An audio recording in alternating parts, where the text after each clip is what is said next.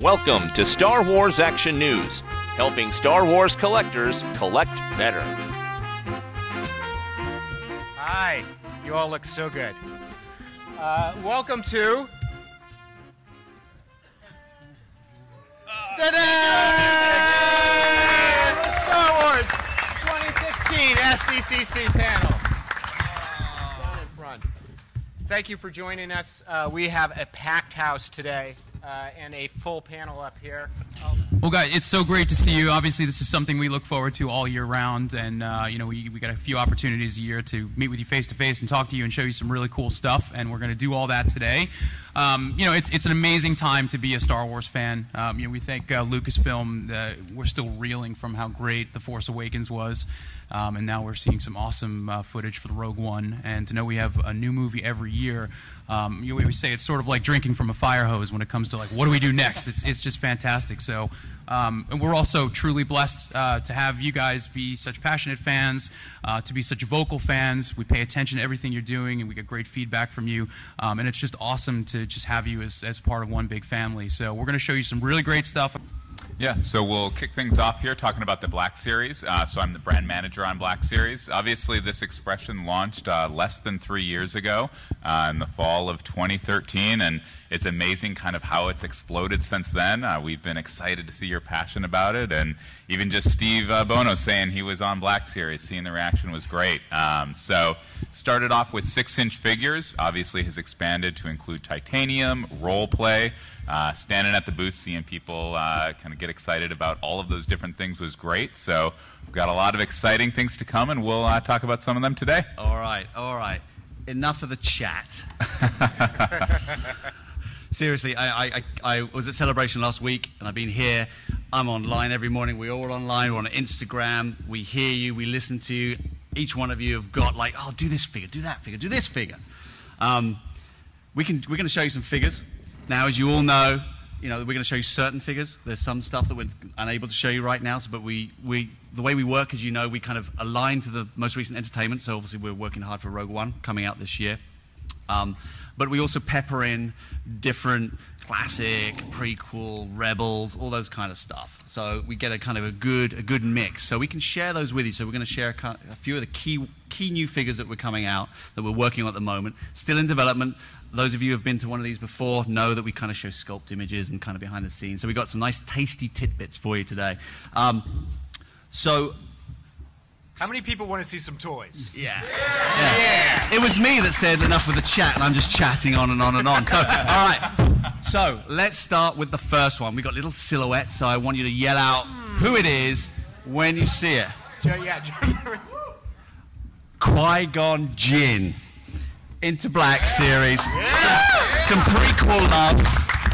A load of you have come up to me on the stand and said, oh, man, come on, where's the Jedi? Get some Qui-Gon. And so we're going to do Qui-Gon. You can clip on to the next one. Do some Qui-Gon. So, really detailed sculptors. The sculptors work really hard to get that likeness, get Liam Neeson. Comes with his lightsaber, detachable blade, usual kind of stuff. We're going to give him that Force hand because Liam is too cool to kind of not have a little bit of a Jedi mind trick and kind of, I'm going to use it when I go to Vegas and use it on the dice myself. I love the angry Liam Neeson face sculpt. Oh, yeah. This Jedi has a very particular... He's tall. I didn't realize how tall that guy is. He's massive. He's absolutely huge. So, Liam Neeson. So, what I'm going to do, we're going to look at that. Anna is going to talk a little bit about some kind of behind-the-scenes sort of, how we make it. We've got some short video and things like that. So, Anna, why don't you talk about...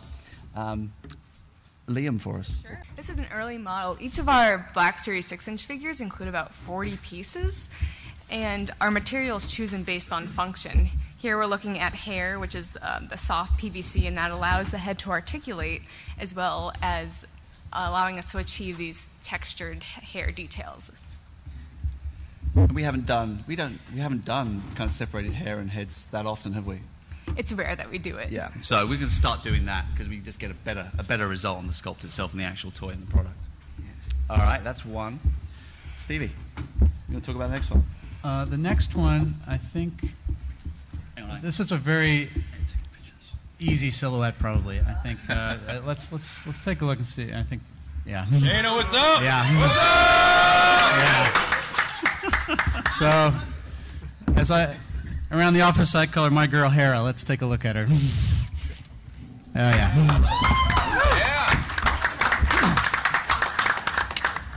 Nice. So, obviously, Star Wars Rebels, if you're a fan of the show, and we all are, you can't not love Hera. She's awesome, and, the leader of the team and the expert pilot, all that. Really the emotional center of the team, I think. And we have a great relationship with Lucasfilm in that we can work with that animation team. And, Chris, you could probably add something to how we have such a great partnership to get information. Yeah, absolutely. So with Rebels, we were challenged to how do we take the stylization and the animation style and bring that into the real world of Black Series and up that level of detail. So we worked closely with Dave Filoni. He was very excited to see these figures come out and very particular happy about Hera. So we were very happy with the likeness on her. What do you guys think? Do you guys like this this take on Hera for Black Series? Thank you. The team's done a fantastic job capturing that realness of Black Series. So it's great. Has a Dave stamp of approval. It has Dave's stamp of approval. We should do that. Yeah. Extra deco. All right. So, yeah, there she is. Moving So, on to sculpt detail. it's really cool. Like with the films, we have very specific reference, and with Rebels and with animation, we have the opportunity to translate that into that realistic style. So we've had a lot of success with what we've done with Ahsoka and with Kanan, and so I thought Hera was the next logical choice, and really was excited to translate her into a realistic form. Steve, did you sculpt her hand so that it fits with Kanan's?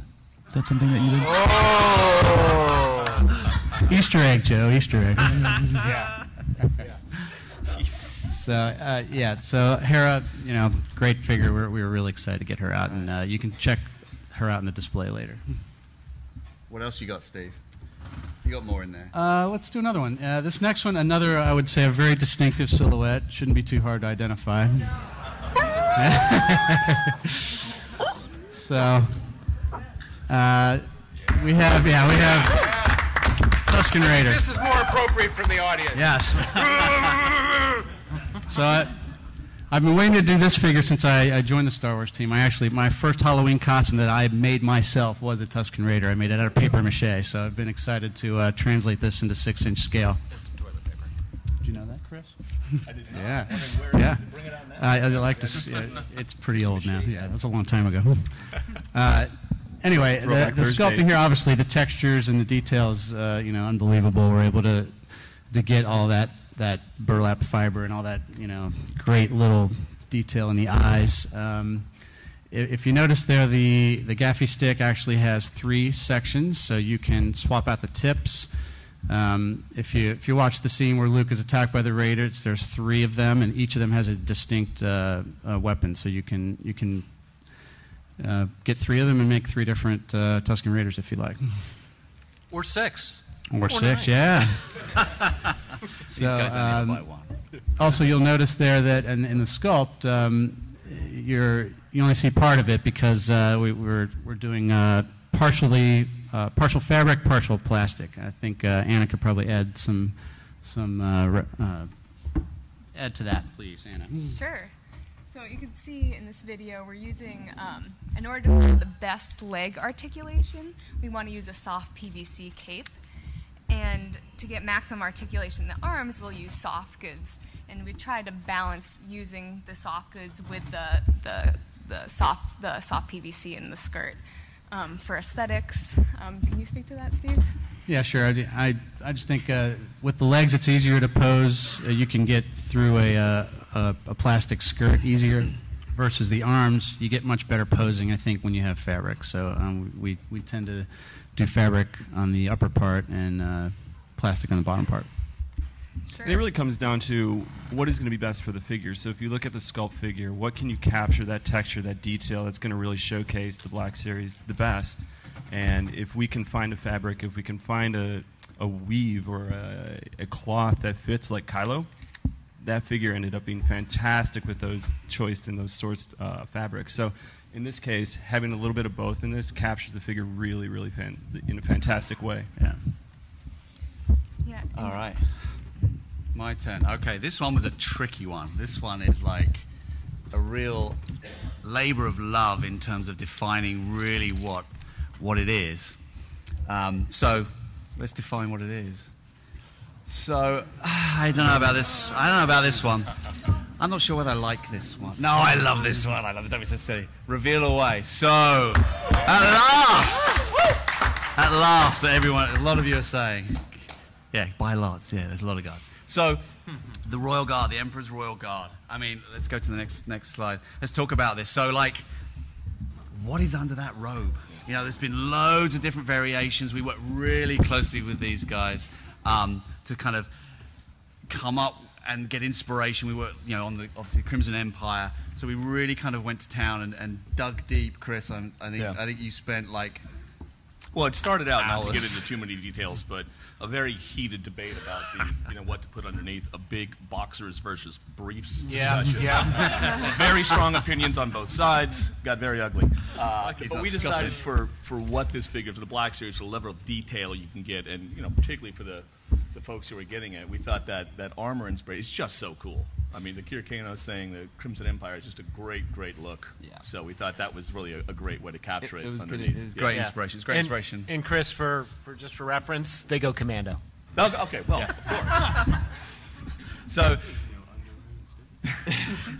he comes with a sidearm pistol. So we got that quintessential kind of hand grip for his stuff, and he's built. So this is an interesting one. It was built to the armor, the shoulder armor goes under the helmet, and so we make sure we trap the soft goods correctly under the helmet so it doesn't kind of puff out. So we've got a really nice flow, and this is where soft goods, you can't really do it without soft goods. I've seen the ones that everyone's seen out in Hong Kong, the ones that are just like plastic belt bottles, but this is going to be a really nice one. I'm really, really happy with this. So there you go, Royal Guard for you.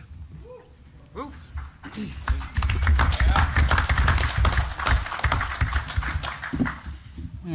All right, let me take this one. We'll take a look at the next one, see if we can guess what we might have here. Eventually. The anticipation. So, is it? Who is it? Who? Hand up. What have we here? Well, what have we here? I was going to run a game show competition. All right.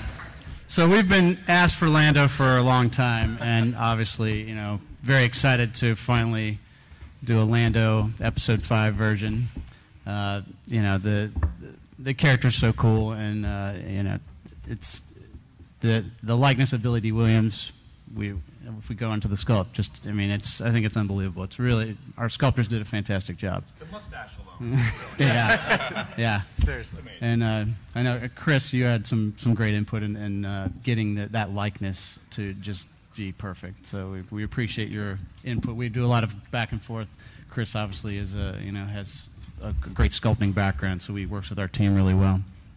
Yeah, in this figure in particular, we wanted to make sure that we captured a lot of details that maybe most aren't familiar with just in the small scenes that you see him in Episode 5. But as you go to the next slide, you can really see the efforts we went into in researching and going into our archive to really capture all that level of detail that we love to see in Black Series. And this detail inside the cape is fantastic. Yeah. And the reason we chose to do the sculpted cape. I mean, here's a great example of that, and it just came out beautiful. Yeah, when Chris gave us that image from the archives, one of our sculptors actually went online, found that pattern. The pattern still exists in the world, and we were able to then take that pattern and translate it into plastic relief. So, and like Chris said, that's really the reason we chose to do plastic versus fabric on this one. Beauty. Very cool. Yeah, there's a lot of effort taken to manufacture all of the sculpted details in all of these figures, especially with the cape, to get texture that wraps around curves and doesn't just get wiped out. Is a lot of effort taken by our manufacturing teams. Also, it's good that we chose soft PVC in this instance because we're able to get folds and weighting that we might not otherwise get with soft goods. Plus, it's what smells fantastic when you open up that package and you get that nice plastic smell of a new toy. It's amazing. You can find, it's quite nice. Chris. It's my favorite. You can often find Chris in the corner of his office. Yeah. Yep. Good stuff. So I think that's... Yeah, for 6-inch figures, that's it. We've got some other stuff in the Black Series that Mr. Schneider down there is going to take you through. Absolutely. So obviously, Black Series. Oh, there we go. Obviously, Black Series 6 inches bread and butter, but we launched Titanium Series helmets a year ago. You guys have loved those. We've loved seeing that. And we have a deep bench, so we're revealing these, I believe, for the first time here. These will come out this fall. So again, just the richness of characters. That's our first Rebels offering. Those, I believe, are... Steve, what is it? Is that 2? Not 1. Yeah, I think it's 2. Yeah. Season 2, yeah. So again, Sabine, one of the top votes from last year for 6-inch figures, so wanted to bring that into titanium helmets, paired up with the Rebels Vader, and then obviously can't do any better than Boba Fett. So bringing an Ep6 Boba Fett, awesome Mandalorian helmet along with Leia Boosh. So exciting news in die-cast helmets. Nice. And yeah, if you get a chance, swing by and see the 6-inch Black Series Sabine. It's truly a work of art. Yeah. And then also, we are revealing here, I believe, at the panel for the first time. So mentioned role play is huge. People love the Kylo helmet from last year and the lightsabers. Was asking folks yesterday which lightsaber they would like to see in the new Force FX with the accelerometer. And excited to show you today what we are releasing this fall. It's kind of awkward back here. Is it the lightsaber I think it is?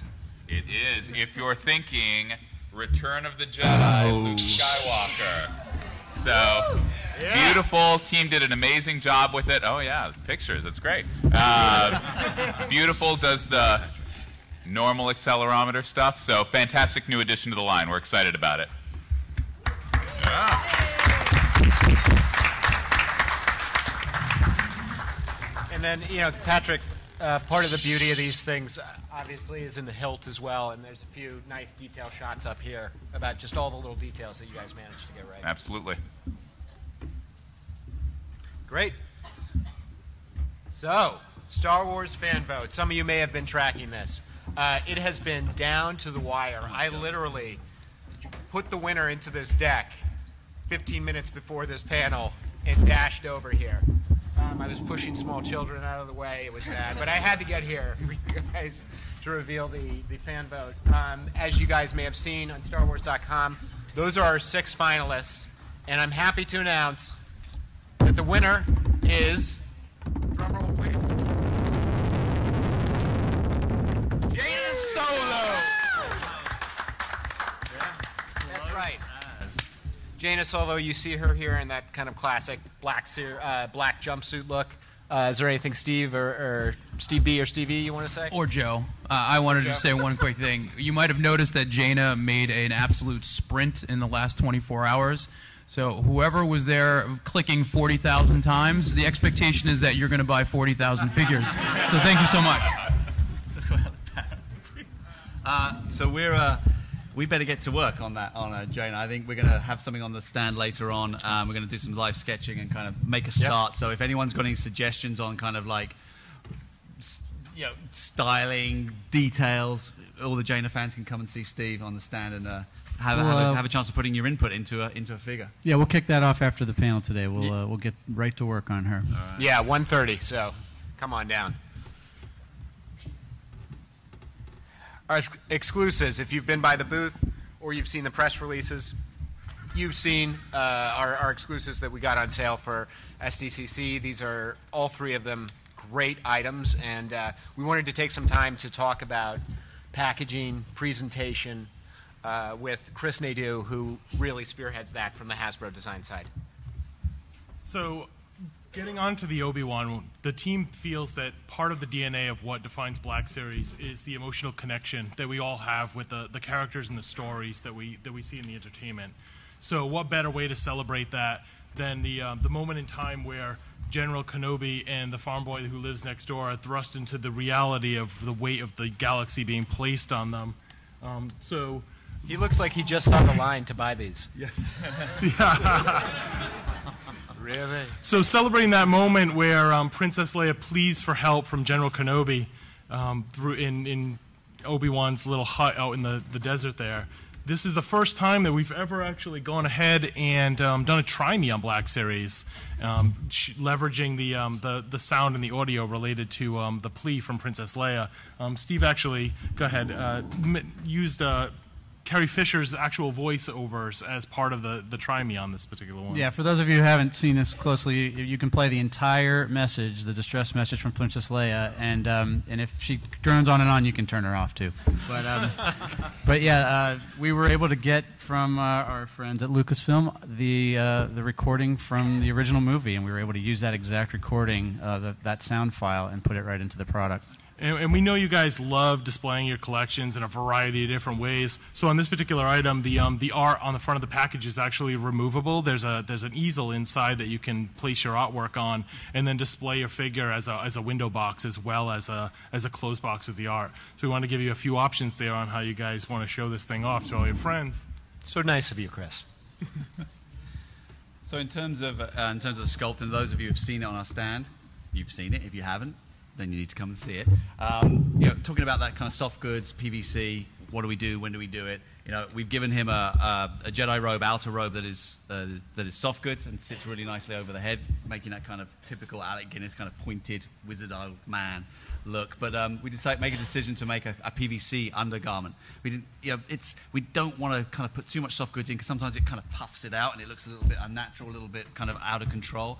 The feedback I've got from people on the stand so far has been very positive in terms of that mixture. So we're learning when to do soft goods, when not to do soft goods, and I'm sure a lot of you have that discussion. It's one of those down the pub discussions. It's like, what is better? Is it better PVC or is it better soft goods? And it's kind of striking that balance, and I think we kind of hit it really nicely with the Ben Kenobi one. Which pubs do you hang out at? Oh, all the soft good discussion pubs. More like a cantina. Yeah. It's kind of indeed. So, great likeness of Alex, Alec even, and so come and have a look at him. He's really excellent. So. Great. On to Kylo. So this was actually a really challenging piece for the team. Leading up to the release of the movie, the character Kylo Ren was really only portrayed in this dark, mysterious helmet-on aesthetic that we all recognized leading up to the film. But this piece was an opportunity for the team to celebrate the Kylo that we learned about through our journey with him in Episode 7. At that point, this package started its development around November of last year, and Chris didn't necessarily have a lot of material that showed Adam Driver in those later scenes that showed the volatility of the character. So we had to go through an extreme level of back and forth to figure out how we would best portray or describe this very deep, immersive character that we learn about in all his complexities. Yeah, I think what that conversation was about, a 45-minute conversation in one of our meetings where we were trying to relay his anger, his angst, his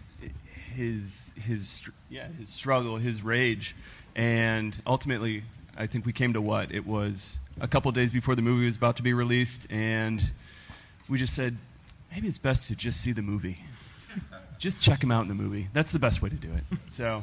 Ultimately, that's what we ended up doing, and then I think we ended up with a great illustration on the cover of the art, which just captures that moment in his rage, and it's a really great illustration. Yeah. So again, throughout the package, we were able to celebrate things like his relationship to his grandfather, the volatility and the anger that he deals with throughout the movie. And it gave us a good opportunity to do all the things that we were wanted to do in the beginning, and finally got a chance to do as this Comic-Con exclusive was unfolded. So how do you guys think it turned out? Did you guys like it? Yeah? Awesome. Any of you with young children understand that frustration and rage, I'm sure. And in terms of, you've seen the product. I'm sure a lot of you have seen the product. So, we got, that's okay. It's just, we're starting to kind of want to start injecting props. It's the best word I can use for it, really. We had Obi-Wan Kenobi with the table and the Leia hologram, putting electronics for the first time in it, with Kylo bringing in that First Order banner, giving him the twisted Vader helmet, which is amazing. And just we recognize that people obviously, some display them in boxes, some display them on shelves. I'm blown away with the amount of work that goes on Instagram and on Facebook in terms of really taking our figures and putting them into dioramas and creating moments and capturing them and publishing them. And you know, everyone that does that, I basically consider them an artiste. I mean, I literally, and those of you who have seen me talk at New York, I literally get up in the morning, I have my breakfast, and I'm looking through all the Instagram posts. And it just inspires me and the team so much to see what you do with our stuff. So that, in turn, inspires us greatly to kind of think about what can we do next. And there's lots of stuff that we're working on that I'm clearly not going to be able to talk about now, unfortunately, that is, you know, how do we do more for that? So it's just really, really useful. It really is a two-way traffic. We're all kind of one of the same team. I get as much inspiration out of everyone in this room than anything else. So that's Kylo. And in terms of sculpt, you know, we have Adam Driver before. I think it's before he goes on set, or is it after? No, it must be before. We work with the Lucasfilm guys and the production team, and they get scans. So we have them scanned. They get into a little booth, and it's get 3D scanned, and that gets through to us, and that helps us greatly to kind of work from to create the toy. Clearly, it's not just, oh, there's a scan, there's the toy. We have to break it down into how many pieces? 40 pieces, Anna, you mentioned, for a figure. But it really helps us as a basis. It helps immensely. And so that's a scan of Adam Driver there. The scan process is actually is a huge help to capture that likeness, obviously, but it's a starting point for the artist.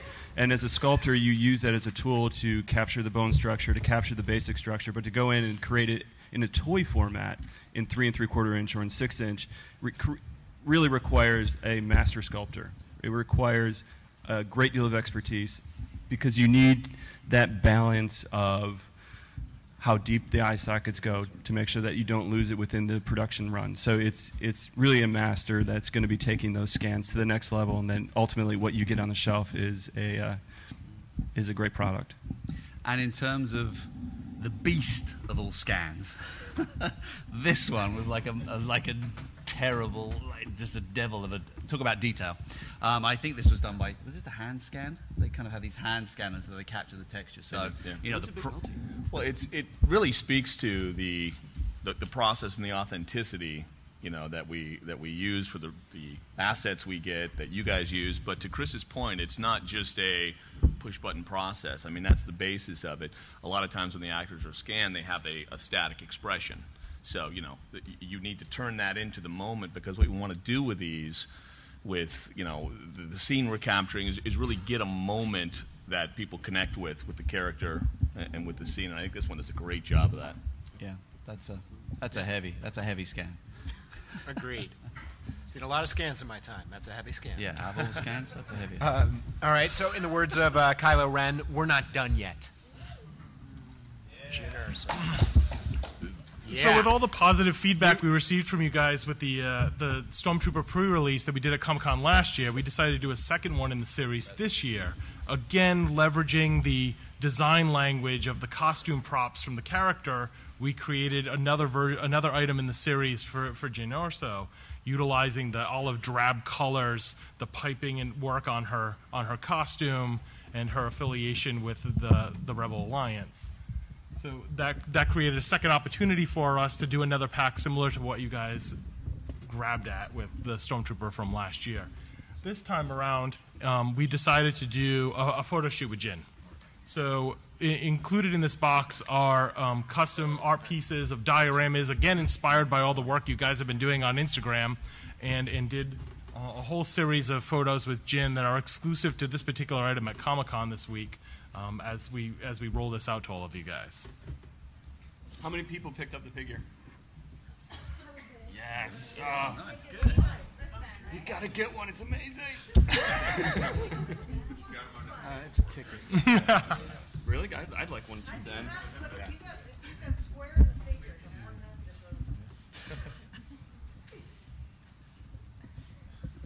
And here you can see some of the extra piece count that Jyn comes with. Chris, could you talk to us about the character cards? Yeah, so again, inspired by all the Instagram work, we wanted to do a unique set of artwork based on the character. So we did a full, 3-day photo shoot, going through with the character's likeness, putting her in, scenic material based on what we have available to us and in the movie entertainment, and create some original stuff for you guys. That you guys have all been saying that you want original art, that the original art means a lot to you guys. That's why everything in the Star Wars line that Hasbro is doing is utilizing original art, and we're creating custom art. It's all hand drawn, so it's all for you guys. It's based on your feedback, and this is just part of the celebration of all the work you guys have been asking us to do. Nice. So in terms of sculpt, you've seen this type of thing so many times, but just want to talk about that kind of soft goods. We had soft goods or PVC for the shawl. Now, if we did it in soft goods, it's going to be a lot more difficult to control. So we made sure that we made that in PVC, so it's removable. So you can put it in two different forms. So that's sculpting on Felicity. Yep. What's next we got? And I just wanted to say, you guys may have seen Felicity Jones reveal this at Celebration last week. For us as a team, that was huge. We were just blown away. So thank you to our partners at Lucas for helping us make that happen, and very cool moment. Moving on to 3 3/4. Yep. So 3 3/4. Obviously, this is sort of synonymous with Star Wars.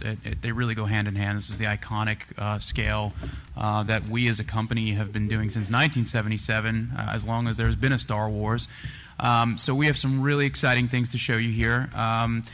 We also are absolutely blessed to have one of the godfathers of the 3 3/4 inch, easy for you to say, on the panel with us, which is Mark Boudreau, who's going to share some anecdotes, and then we're going to get into the line. Oh, good morning. Can you hear me okay? Nearly 39 years ago, Lucasfilm, George, and Kenner brought us all Star Wars, and we've all been blessed for that for nearly 40 years. So we thank Lucasfilm and Mr. Lucas for that, and Hasbro, yes. I mean, I included Kenner with that because obviously Kenner was a big part of getting the whole 3 3/4 inch segment of Star Wars off the ground. We're very proud to have been a part of that, and also very proud to be a part of Hasbro now. But I want to talk about just a little bit. When members of the team 40 years ago went out to California and read the script, they came back and said, you know what, we have to do this. It's such a toyetic film. All the creatures, characters, vehicles, worlds, this is something that no one else has ever seen before. At the time, Kenner was doing $6 Million Man, and that's a 12-inch figure. And that was sort of the conventional wisdom. It's like, wow, the kids are going to love 12-inch guys. But the team realized that 12-inch figures will not allow us to do the world and the galaxy of Star Wars as it should be. There was such a depth and richness. So we actually sat around, and one of the main designers said, you know what? I've seen these vehicles firsthand. Let's just make the figures about yay big. And that'll allow us to do the vehicles, accessories, all the play sets. And that's where 3 3/4 of an inch came from, going about that big. Highly scientific. Yes, highly scientific. Yeah, that's toy science for you. But so we're very proud. I mean, I think 3 3/4 inch has become the gold standard over the years, and we will continue that excellence as we go forward. Thanks, Mark. So we'll get into the toys now. I will say this first reveal, I think Steve was the one who had the conversation with Lucasfilm where we got the word that this particular character was going to be done. And to describe this sort of nuclear nerd blast that happened at Star Wars, at Hasbro, when he hung up that phone and started spreading the word, you could literally hear childlike shrieks of joy when we found out that this fine gentleman is now officially canon. Yeah. So with that, he's fair game.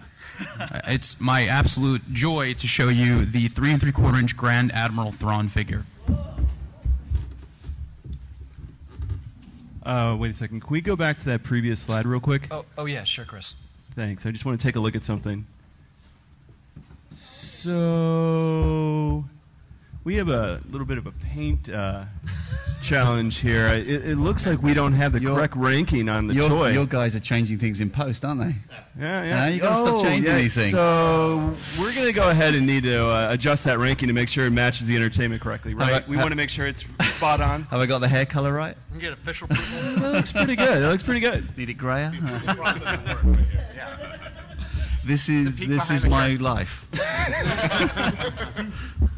All right, let's see a little more Rebels love. Some great Mandalorian, Fen Rao. What's next? All right, Mark, you want to take this one? Hera, also in 3 3/4. We love Rebels. Obviously, Star Wars is all about vehicles as much as it is about the characters, because without the vehicles, you can't get around much. So Rebels did a great job with a rendition of the A-Wing, Hera's signature vehicle. So it has the graphics from the show. Hera, 5-point articulation. But what makes her unique here in the pilot, she has a sculpted-on helmet with a clear visor, a very nice touch. And we grabbed the mechanism from the Millennium Falcon last year, and it also has a dart firing capabilities weapon underneath. So it's great for kids running around, chasing each other, shooting each other with the darts. Okay. What's next? Okay, yeah, so we have a new 2-pack. A lot of people coming to the booth asking who the gentleman on the right is. That is actually Poe Dameron in the scene where Rey and Chewie fly off to go and find Luke. You could see him waving in his really cool Resistance officer outfit. So that is that. And then also we have a new Snowtrooper. We had a new Snowtrooper. Hey, so I could have sworn we had some Rogue One stuff to show, but we haven't gotten to it just yet. There is something we can show. I'm sure we can. Is that allowable? Can we do that? Hold on. We might need to clear a little bit of space. Yeah, we're good. A little bit of space. A little bit of space. All right, so for the first time ever. That's my American accent. That's as good as it gets. That's good. Non-long fight. So this guy, basically, I had this when I was, how old was I? I was 7 years old. And like, I've always wanted to get an AT-AT. So when we saw the AT-AT in the trailer, and we heard that it was going to be in the movie, it was like, got to do an AT-AT. I want an AT-AT. And you've worked on many, many AT-ATs before. So tell us about the AT-AT. It was awesome to see a variant of the classic AT-AT in Rogue One. It's like, how cool is that? I'll save my voice, thank you. Other than the Millennium Falcon, what other iconic vehicle can you think of that is such a great thing to... Well, there's a lot. But to end the trailer with the Rebels going up against AT-ATs, I mean, that's just incredible. So we worked with our partners from Lucasfilm and developed a variant of the classic AT-AT. At this stage, it's actually also a cargo carrier. So the official designation for this particular variant is now an AT-ACT. Say that 4 times really fast. But what's really great about this, electronics, and it also has, for the first time... Well, it has lights and sounds. We all, lights and sounds, but Mark and I have a great relationship where we bust each other's all the time. And it's like, okay, Mark, that's great. We've done an AT-AT, we've done lights and sounds. Yeah, like, what are you going to do for me lately, right? What else do you do, or should an AT-AT do? Geez, I wonder what they do. Let's see. So this thing's blooming well walks. So we have a fully animatronic walking AT-ACT.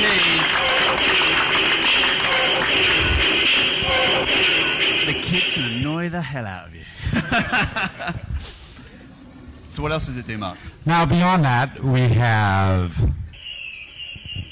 firing cannons in the front. Designer. You'll notice it's a little different. No longer has the chin guns. It has side pods on the head. Something also a little bit different, which we'll talk about in the next slide, is this cargo pod that's right in the center. There's also, independent of the walking, you can move the head to counterclockwise or clockwise. So it's actually a trapezoidal flow. And last but not least, love them or hate them, Nerf darts. Now, we talked a lot about the scale. We were really conscious about this. We wanted it to be a bit smaller because of the balance, a lot of physical things, but it's great scale for the figures. You know, when you're playing with this kind of thing, you're on your hands and knees, and you're in a smaller space. And to be able to, it's still large enough to have the fantasy. You can get underneath. I've done it before. Put my head on the ground and have this thing walk towards me. It's incredible, the scale that you get overhead.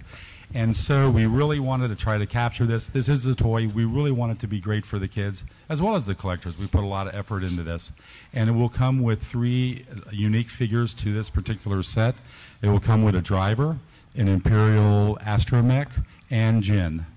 So it's a great way to round out. Once you see the film, you kind of get the idea of this grouping of figures and why they're so important to each other. And we spent a lot of time deciding how quickly he should walk or slowly he should walk. And there's this little balance of how do you get the enormity of the vehicle and the sort of gravitas of it and walking. If it walks too fast, it looks kind of silly. It's like dancing. We also got to allow kids to be able to play in amongst and be able to kind of recreate the scenes that we're going to be seeing in Rogue One. We did all this, and it was like so cool. And then we were like, Mark, something else. What else can we do? So we said, hell, let's go with it. We'll be able to control it with our phone. So it's fully controllable with your smartphone. You get a load of extra experience. So if you have one, fantastic. If you don't, use the old fingers and go analog. So really, really proud. I mean, the team's done an amazing job. The animatronics team that we have, the robotics team we have at Hasbro, who work on things like For Real and all that kind of amazing stuff, did an incredible job. Utter pleasure, as always, to work with this gentleman on something that this really truly was a work of love, because there's a lot of things on the inside that you do not see. And it took a long time to get that perfect balance, as Steve mentioned. And the easiest thing obviously, this is a 3 3/4 inch scaled vehicle. We want to have the interaction with the characters. So with working with Chris and Chris, we said, you know what, we need to do something with this cargo box here. It just can't be. So you can use it to put anything else you want in there, but you can take it out, and now it becomes a bunker on the ground. So now you have play up high, you have play down below. There's a zip line that you can attach to the AT-AT. Oh, sorry. So used to just saying, sorry for skipping the C in there. You can take the zip line, go down from the vehicle down to the bunker. It includes a projectile firing device as well. And the really cool thing, I'll just do it really quickly. The doors flip up, and you also have the option of opening the sides of the bunker, loading figures up on there as well. So now you've expanded the firepower and the presence of your AT-AT even while it's walking around. You can load it up with figures. It also has an opening cockpit, which holds the driver, and that's where you load your the 4 darts. That's your access point for that. So not only does it hold the one character, but as many troopers as you can fit in here. It's just an awesome piece. So we had some fun downstairs in that big box that everyone's been looking at. So take a trip down to the booth. You can see all the figures, the black 6-inch figures we've revealed, and also a little bit of a fun expression with these guys down in that huge box. So after this, go down, have a look, and we can tell you more about it one-to-one. Okay? Yeah, we're going straight there. Follow us down. Thank you very much. All right, so we've got a little bit of time left. We'd love to take some questions. So I'm really excited for your Tusken Raiders. I'm probably going to buy 20 of them. But I wanted to know, do you have any plans for the Black Series 3 1/4 or 3 3/4 inch? Yeah, we do. So obviously the Black Series 3 3/4 inch is going to continue. It's at Walmart now, as you know. I will say this, we have been having some really exciting conversations about the very near future of super articulated 3 3/4 inch figures. So stay tuned. We'll have some more news to share with you that soon. But in the meantime, we will have new super articulated 3 3/4 this fall, and we'll have some Rogue One figures as well. And do you have a release date for the Tusken Raider by any chance? Tusken Raider will be sometime next summer. Okay, cool. Thank you. Hi, I have a question about your product development and how often you find yourself not getting what you need from photographs. So say like the Lando character in the interior of his cape. How often do you find yourself having to go to the archives for the props and the actual textures to see the artifacts to get it accurate? Well, Chris loves it when I call him up and say, hey, we got a challenge. You know, especially in the older films, the original trilogy, even the prequels, and we'll ring up. They do a great job. I mean, you should see where they work. It's just an amazing, amazing place across in San Francisco. So quite often we'll ask both Chris's, to kind of help out. Like Lando's cloak, we can't quite see that pattern. Help us out, and they'll literally go into the archives or speak to the archivists that work at Lucasfilm, and they'll dig through thousands, if not millions, I'll wager, of imagery and props, and they have a load of props at their headquarters. And so it might be that we go and actually look at the cape that Billy D. Williams wore. So there's physical things that we can look at. So that's always really great. It's a real good buzz going out and seeing all those things, having the permission to take photographs and kind of work with that. But we could not do anything without these guys, and they love it when I ring them up and say, hey, got a challenge for you. For the coming Episode 7 release figures, will it be easier to find right on the store shelves, or are we condemned to that random droid and a bunch of background aliens? What do you have against the random droid and background aliens? They're boring. You're asking about Rey specifically, or Rey, Finn, even Poe, and Kylo. Yeah, we are going to keep doing new figures of those and reissuing the existing ones as well. So I mean, obviously we know that distribution's a hot topic, and you know, every year we talk about distribution. Unfortunately, there's no distribution button that makes it better. It's a very complex system. We're working with our retailers day in, day out. You know, we are definitely up to speed in producing the quantities we need of the figures to get them out to you. It's getting them through the complicated channels to make sure that they're you know, being found in all the different regions throughout the country. So Rey specifically, well, yes, absolutely, of course, the world. So Rey specifically, you know, you'll expect to see a lot more of her as we, you know, continue to create new figures, and then some of the existing figures, you'll start seeing those soon as well. Thank you. Any more plans for 6-inch scale vehicles? Yes. Great. When? I think next year you'll see something.